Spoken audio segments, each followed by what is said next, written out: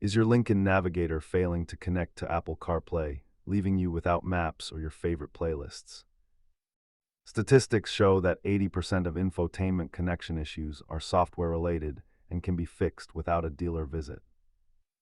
Let us walk through the diagnostic steps to get your system back online.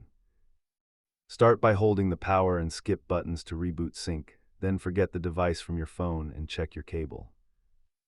If the software reset fails, look for physical debris in the USB-C port or try a verified Apple-certified charging cable. Verify that Siri is active and check your screen time restrictions, as both can silently block CarPlay from initiating. Most issues are solved at home, but if the media port is physically broken, you may need a professional replacement. While a new cable is cheap, a faulty APIM module is the most expensive scenario you might encounter.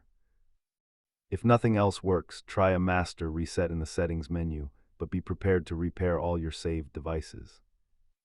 Keep compressed air and a high-quality cable in your glove box to handle these connectivity hiccups on the go. Always remember that keeping your sync software current is the best way to prevent these connection headaches from coming back. If this helped you reconnect, hit that like button and subscribe for more Navigator troubleshooting tips.